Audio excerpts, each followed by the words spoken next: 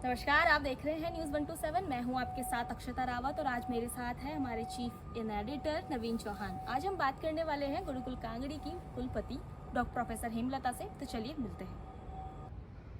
नमस्कार।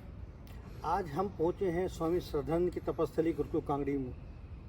हमारे साथ हैं गुरुकुल कांगड़ी विश्वविद्यालय की नई कुलपति प्रोफेसर हेमलता जी।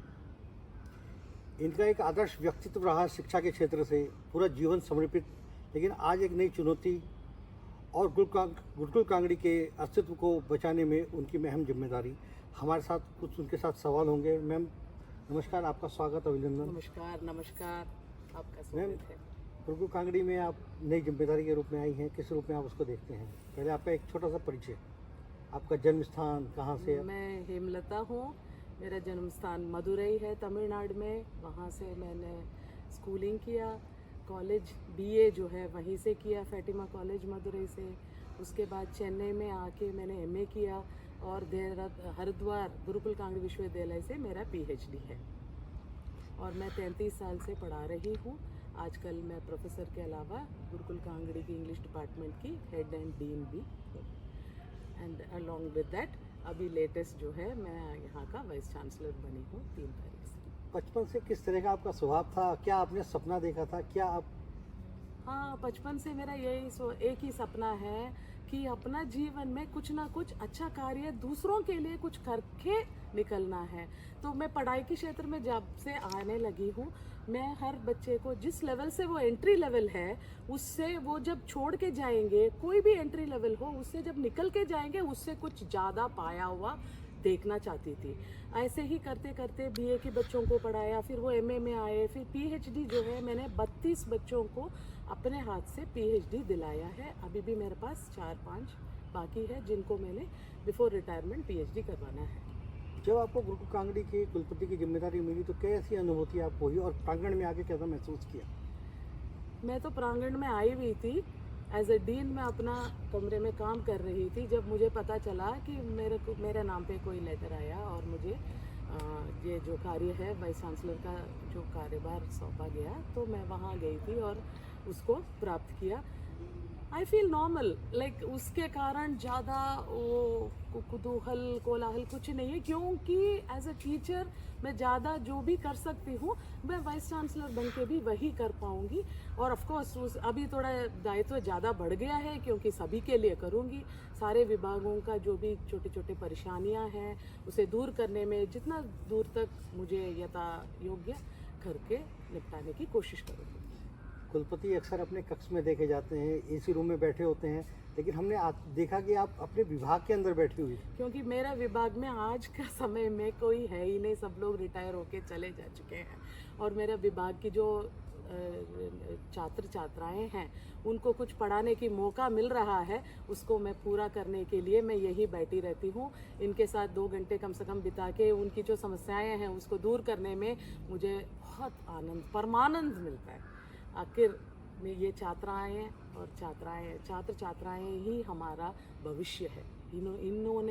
इनकी भविष्य उज्जवल होगा कि फिर हमारा देश की भविष्य भी उज्जवल होगा। कार्यभार ग्रहण करने के बाद किस तरह की चुनौतियां अभी तक आपने देखी हैं? क्या विजन है आपका? किस तरह से आप इसको व्यवस्था? चुनौतियां जो भी हो, हमारा विजन क्या है ये आप देख लीजिए। आपने जैसे कहा ये श्रद्धानंद जी की कर्मस्थली है, तो ये वेद की मंदिर है। यहाँ पर वेद की पढ़ो और पढ़ाओ ये सिखाया जाता है। तो यदि हम वेद पढ़ेंगे और पढ़ाएंगे तो हमें हर एक व्यक्ति में नारायण दिखना चाहिए। नारायण दिखती है तो वो जो भी करते रहेंगे उसको हम चुनौती नहीं, उसको हम स्वीकार कर लेंगे और आगे बढ़ते चले जाएंगे। कोई रुकावट आ ही नहीं सकता, क्योंकि अणोर अणियान महतो महियान आत्मस्य जंतोर निहितो गुहायाम। हमारा आत्मा के अंदर छोटे से छोटे रूप में भी नारायण है, बड़े से बड़े रूप में भी नारायण है। तो चुनौतियाँ क्या है जब नारायण खुद हमारे सामने है। शिक्षा के जो नई शिक्षा नीति आई है उसको किस रूप में आप देखती हैं?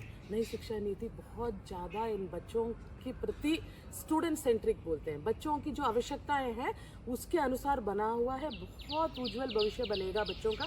जैसे ही अभी 4 साल की कोर्स है, कोई भी ऑनर्स कोर्स, उसको यदि 4 साल करेंगे तो उनको ऑनर्स की डिग्री मिलेगा। 3 साल करेंगे तो उनको डिग्री मिल जाएगा, बीए की डिग्री मिल जाएगा, 2 साल में डिप्लोमा, 1 साल में सर्टिफिकेट। सो बच्चा जो भी सब्जेक्ट लेगा कभी भी वो बदल भी सकता है। दूसरा सब्जेक्ट में मन आ गया तो 1 साल सर्टिफिकेट लेके दूसरे सब्जेक्ट में जा सकता है। यदि उसका मन इसी में है तो पूरा करके ऑनर्स भी ले सकता है। तो उनकी आवश्यकता के अनुसार, moreover it is vocational training also we give them, skill training, vocational training. Skill training, vocational training में क्या है, कुछ ना कुछ जैसे ही पढ़ के निकलेंगे, 1 साल में निकले, 2 में निकले, 3 में निकले या 4 में, उनको कुछ ना कुछ नौकरी करने योग्य, उनको आगे जो है अपना जीवन बिताने के लिए कमाने के वो जो तरीका है वो कुछ ना कुछ सीख के यहाँ से निकल जाते हैं। मैम, आपने खुद बताया कि प्रोफेसरों की यहाँ कमी है, आपका डिपार्टमेंट खुद खाली पड़ा है, इंग्लिश डिपार्टमेंट। यहाँ पर हम बात करते हैं शिक्षकों की, कितने प्रोफेसरों की कमी है, कब उनकी भर्तियाँ होंगी? हाँ, भर्तियाँ होंगी very soon, as soon as the post are announce. जैसे पोस्ट अनाउंस करेंगे गवर्नमेंट तभी हम भर्ती कर सकते हैं। तब तक के लिए अभी जैसे मैंने आपने देखा होगा, तब तक के लिए एडॉक रिसर्च कॉलेज से ही पढ़ाना पड़ेगा। गवर्नमेंट जो है अभी जिस तौर से गुजर रही है, तो वो जब हमें देख के उसको लगेगा कि हाँ इनको भी हमें कुछ पोस्ट्स देना चाहिए, पोस्ट अनाउंस होते ही, ग्रांट्स मिलते ही फिर न्यू एडमिशन। दूसरा मैम, ट्रांसफ़र पॉलिसी यहाँ पर जो जिस डिपार्टमेंट में चले गए वो रिटायरमेंट भी उसी से हो गए। ट्रांसफ़र पॉलिसी यहाँ कभी रही नहीं, वो शुरू सब से मनमर्जी, ढींगा मस्ती।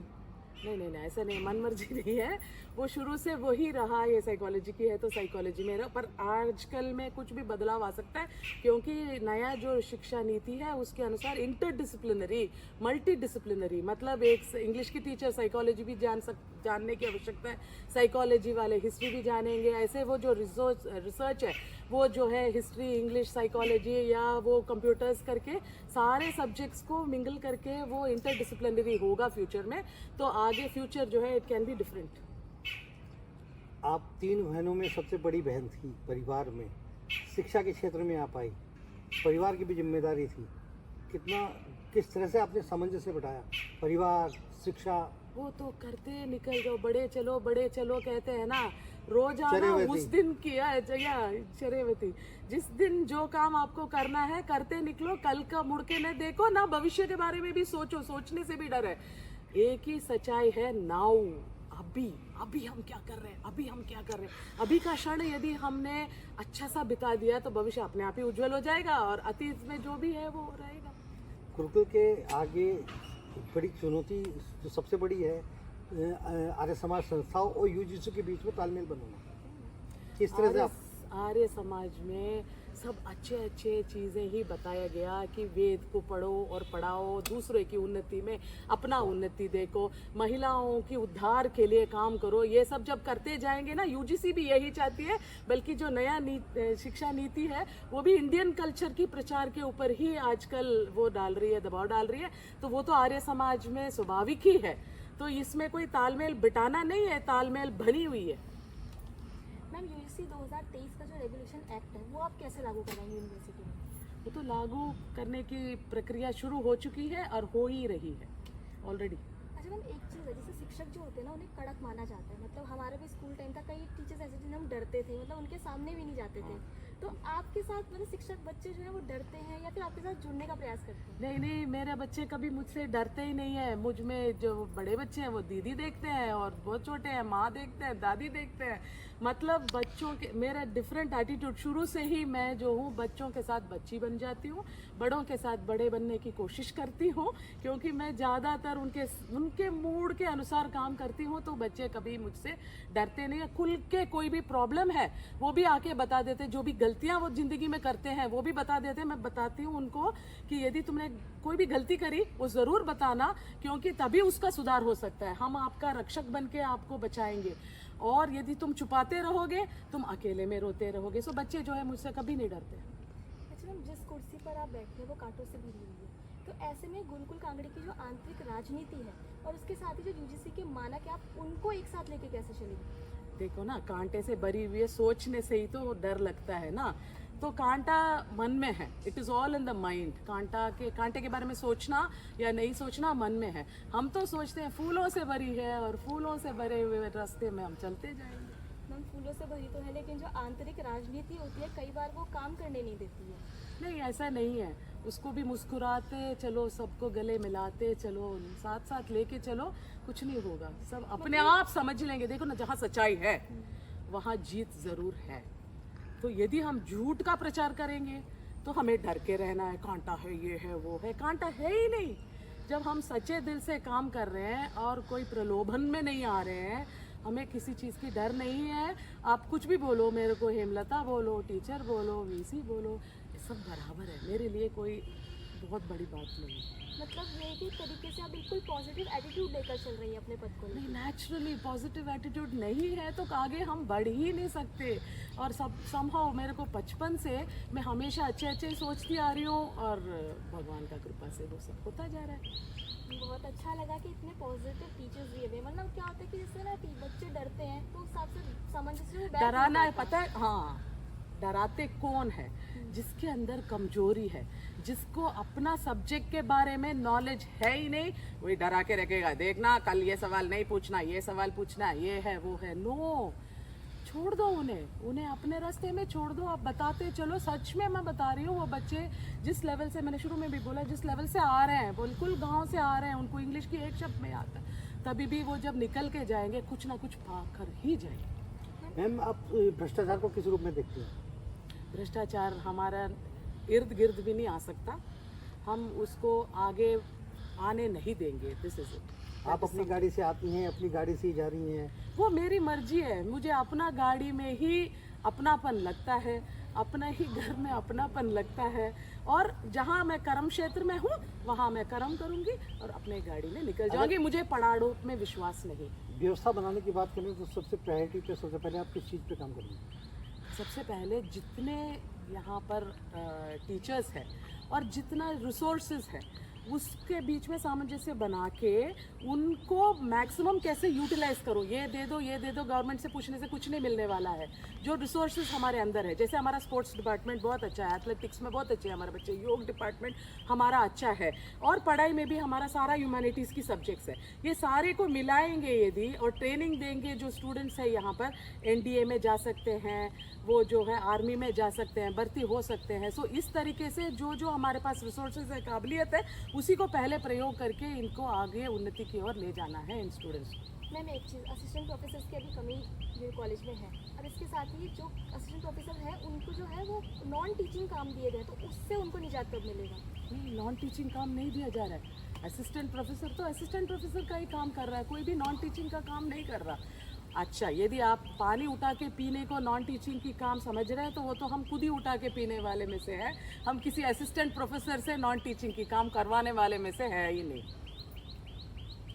चलिए मैम, आपको बहुत बहुत शुभकामनाएं। धन्यवाद, आपसे मिलकर बहुत अच्छा लगा। क्लोज। नमस्ते। चलिए, ये थी हमारे साथ गुरुकुल कांगड़ी की कुलपति प्रोफेसर हेमलता। इन्होंने अभी नया पदभार संभाला है, साथ ही एक विज़न और एक पॉजिटिव एटीट्यूड लेकर ये चल रही है। देखते हैं किस तरीके से अभी आगे अपना कार्य करेंगी, और जो यूनिवर्सिटी जो अपना अस्तित्व बचाने के लिए संघर्ष कर रही है उसे किस तरीके से आगे लेके जाएंगी। अभी के लिए बस इतना ही। आगे की खबरों के लिए आप बने रहिए हमारे साथ। तब तक के लिए नमस्कार।